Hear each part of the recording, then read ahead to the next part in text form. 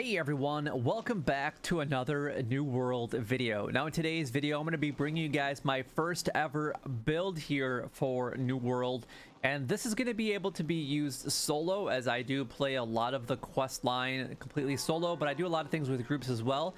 But this specific build will shine if you guys play in any type of a group. So let's go ahead and dive into it. I don't want this video to be extremely long. There's a lot of information to go over, and if you guys have any further questions about the build itself, then make sure that you guys go ahead and leave a comment down below. But without further ado, let's go ahead and dive right into it. So I like being a healer, and a lot of people should be a healer, because if you guys are going to be playing solo or even in a group, there's not a lot of people that truly are healers within New World. Now this could change as time goes on, and this isn't really designed to tell you exactly what and how to do it. It is an MMO. You guys can change things that fit your play style however you feel fit, but it's a general baseline and a guideline how you guys can actually establish a character that's going to be powerful by their own, but even more powerful with a group of players.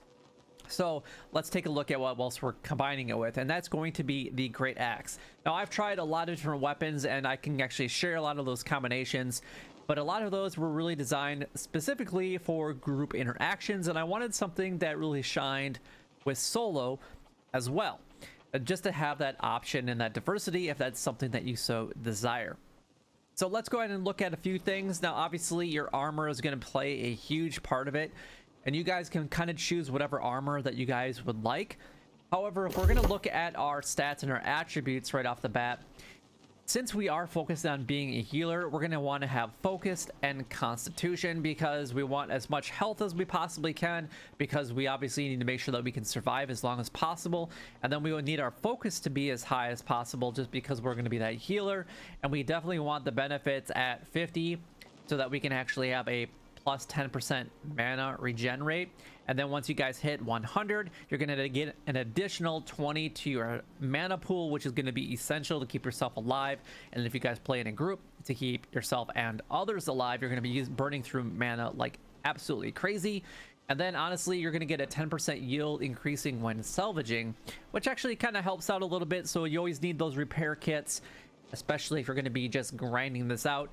So you might as well get that 10% yield. Now as far as the constitution goes, at 50, there's really not a lot as far as what you're going to get from it. You get 20% stronger from all of the health consumables, so that's always nice. And then once we hit 100, that's where I'm actually going to go ahead and end this specific build, and that's going to be increasing my max health by 10% of our physical armor. So whatever we have for our total armor, it's going to be really good.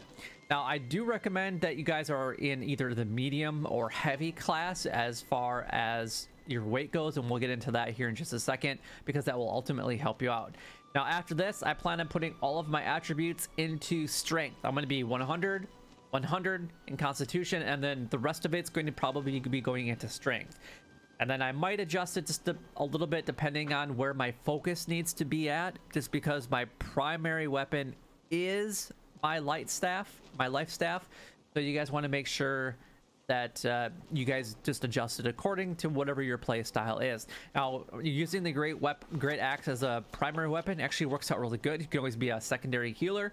That works just as well. I've done both, and it's phenomenal. Just in case you do have another healer, sometimes you need that extra little like oomph, and you need someone else to be in there. But sometimes you need two healers for certain situations, depending on what you guys are doing.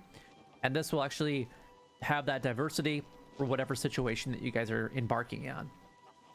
Let's go ahead and take a look at the weapon mastery. This is where we're actually going to go ahead and spend a little bit of time. We're actually going to go ahead and start off with the Great Axe first. Now currently this is my setup. We're going to start here. Most of it is going to be in the Reaper, and then we're going to have eventually 8 more points that we can actually go ahead and spend it. I'm going to show you guys what I plan on changing, or what I plan on doing a little bit differently a little bit later. Again, this is all just a base guideline, and you guys can change it up however you guys want. So the first three that I highly recommend that you guys go after are the main ones. So we got the Reap. You're going to have the Charge, which I don't plan on ever upgrading any more of that, to be completely honest with you, because it's more of less just to get around the map a little bit quicker and to get yourself into situations a little bit faster if you need to. The next one I go after is execute.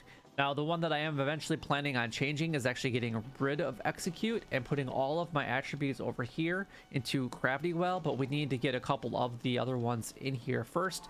But this is going to be later, and we're obviously going to have to go ahead and respect that when that time comes. So after that, I would actually focus on making sure that you have the critical gains. So you can heal yourself for any critical hit for 10% of the damage done. So you get 10% health of whatever the crit hit is. So if you do a 500 crit hit, you're going to get, 50 HP back, which is actually not bad. It seems like it's really little, but if you're doing a lot of crit hits, and hopefully you are, then this will actually go ahead and help you out with getting more health and not really ever having to use the Lifestaff in a solo situation. Now, the next thing that I kind of focus on is going to be the collector. So obviously the Reaper range is now an 8 meter, so it's basically going to pull them closer to you, and then you can basically go ahead and execute them. And hopefully you're getting some crit hits from this, and then that will actually give you a little bit of health as well. And then we also want to make sure that we have Death's Embrace. So the Great Axe attacks against foes is 50% below 50% health. Will penetrate armor by 10%. Obviously, this is going to be mostly for PvP, so you guys can adjust accordingly. Now, eventually, later down the line, I do plan on having these two added. So we're going to have some movement speed, and we're also going to add in greed at some point in or another, but that is way down the line. These are going to be literally probably like my 17th and 18th pick, because right now to me they're not so important.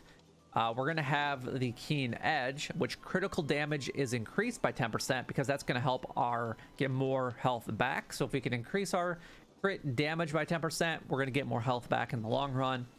And then what we're going to do is we're going to continue down the Reaper path with Hunger. So we can heal ourselves for 30% of damage done by Reap. So every time that you are using this skill, you're going to get 30% back in health of the damage that you've done back in health. And then if you do any crit hits during that situation, you're going to get 10% of that. So you can start to see where not even having to use the Lifestaff, you're going to start healing yourself very, very quickly. On top of that, we have the critical condition. So Great Axe attacks against foes, it's below 30%. I think I already went over this. Is going to be 15% more often. So we had 10%, and now we got a 15%, which is absolutely bad.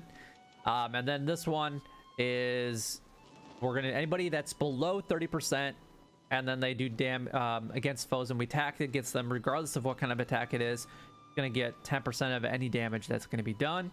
For the feed, absolutely necessary to keep yourself alive and survivability. And then we got Fatal Attraction.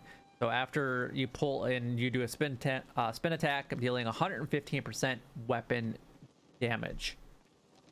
Now from here, what do I plan on going?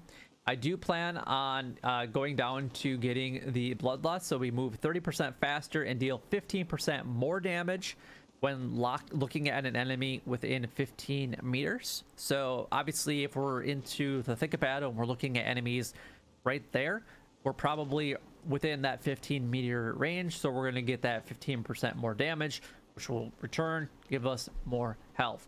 As I mentioned, later down the line, I do eventually plan on getting Greed and also Executioner Speed.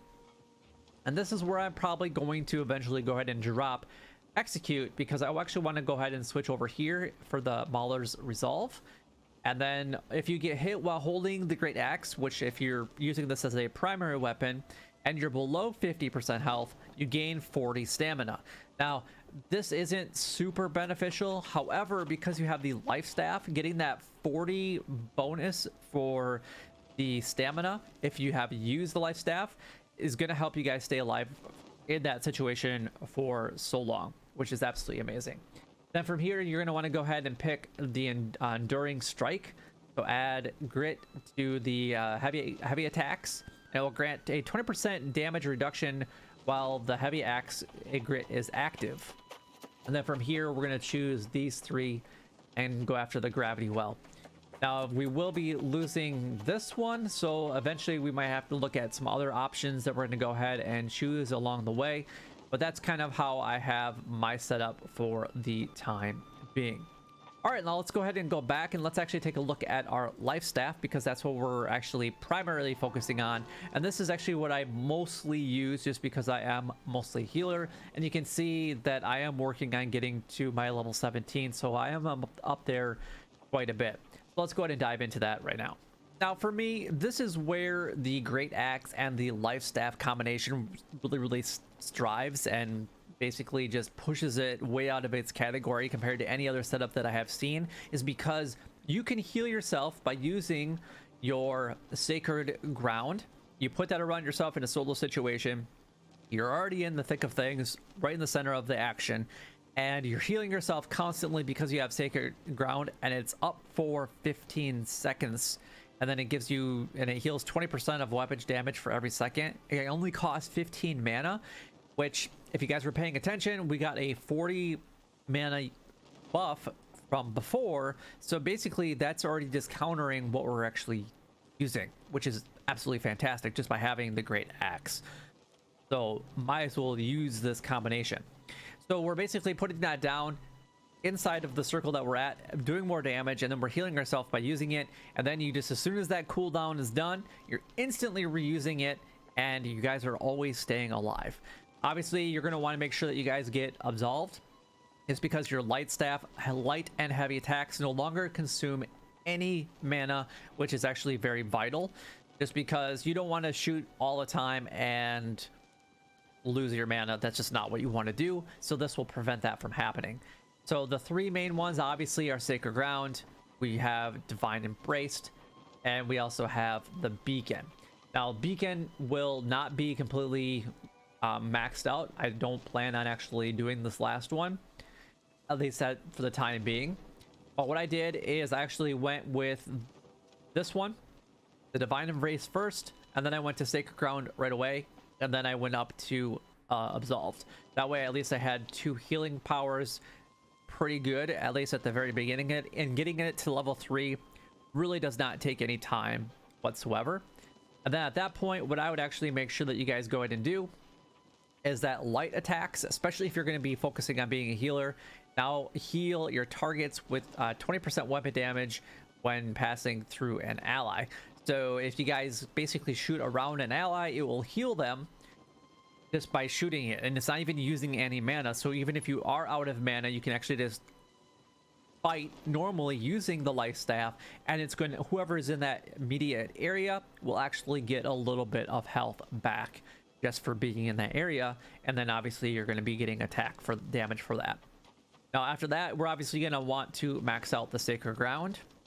This is my primary one that I am always using. As soon as it's done and the cooldown has finished, I'm instantly using it again. There is almost no time. If I'm focusing on using the life staff, and even if I switch to the Great Axe, I am always laying down that Sacred Ground just because it completely heals me up. So whatever situation comes next, I should be ready for. Now Divine Embrace, I do plan on fully maxing this out. This will actually be the next point that I actually plan on using, is getting the rebound. So this is going to give us, it's going to cost 20 mana, so it's going to be a little bit cheaper instead of the 25, and it's going to heal a target for 150 weapon damage. And then from here, we can struggle or shared struggle. If a target is below 50% health, it'll heal 1 additional ally within 8 meters for the same exact amount. And then last but not least, if a second target is in the area, 50% will heal within it. So it will actually just bounce for more and more players. So it goes from 1, then it goes to 2, and then it goes to 3 players. So if you guys are focusing on being a healer, this is absolutely going to be essential. I probably should have done it a little bit earlier than what I have done, so you guys can completely change it up however you feel fit. Now the next one here is Intensify. We've got heavy attacks, gives you an increased healing by 10% for 10 seconds, so might as well get that extra healing out there. And then the other one I have here is the Mending Touch. So if anything happens to any of your players, you can actually remove 1 debuff by actually using a heavy attack on them, and you can actually use it on yourself as well. So if you're bleeding, or if you've been poisoned, or whatever it might be, disease, whatever, you're going to be able to remove that instantly just by placing down a heavy attack using your Lifestaff. And you can get goals for anybody else in your group or any other surrounding player character. Now, we're going to want to go ahead and go after beacon as well. And then obviously to get to the beacon, we're going to want to use the bend the light. So after dodge, your heals are 20% more effective for 5 seconds. So if you dodge, even if you don't actually need to, we're going to actually be able to heal for 20% more effectiveness than what we were if we weren't doing it. So once you kind of get used to healing, and then you can dodge heal, you're going to become 20% more effective. Absolutely fantastic. It works out very, very well. And I have kept, even in the dungeon, even at a lower level, I'm currently a level 35. When I was even like a level 27 and I was doing some of this, I was keeping lower levels like 22, 21s in the dungeon alive through pretty much the entire expedition. And then from there, we're going to want to go to infused light. The beacons are now 50% larger, and then the beacon lasts for 5 seconds longer. And again, I'm not going to go ahead and choose that one. I will go after this one, the divine blessing. So 50% of health, it will heal for 30% more. So for the people that get themselves down pretty low in a group, then you can actually give them 30% more healing, which is absolutely necessary. So that's kind of where I'm going to be planning on putting some of my things. So I've got 2 more points here. So we've got, what, 3 more points left, and I don't know where I'm really going to put my last one yet. I haven't really decided at this specific time where I'm going to do. I might put it into revitalize, or I might put it into, I'm not really sure where I'm going to be putting it quite yet. I haven't really thought about the end game aspect of it yet as of now. Now, as far as your armor goes, you're obviously going to want to make sure, like I said earlier, to stay in that medium or heavy, just because you are going to be using that great axe. If you are going to be using the great axe as your primary weapon, then make sure that you guys have as much armor as possible. That just is what it is. I'm trying to get myself actually down into the medium class. It's just not really working out. The gear that I've been finding lately has not been great for the stats and the bonuses that I'm looking for. So I've just been kind of keeping the same armor for quite some time. Hopefully these will change as progression happens, but that will only time will tell, unfortunately. Otherwise, I might have to spend a little bit of time at the trading post to find the aspects that I'm really looking for. So yeah, obviously you want to focus on either constitution focus or strength, because that's what those 3 categories you're going to really want to go ahead and work on. But hopefully this video does help you guys out. And if it does, make sure you guys go ahead and like, comment, and subscribe down below. It really does help me out a lot and is greatly appreciated. If you guys have other ones that you guys would like me to put together for you so you guys can see what they're all about and how I would play them, then by all means leave a comment down below. But until next time, YouTube, you guys keep doing what you're doing, because you're already doing it, and you guys stay gaming.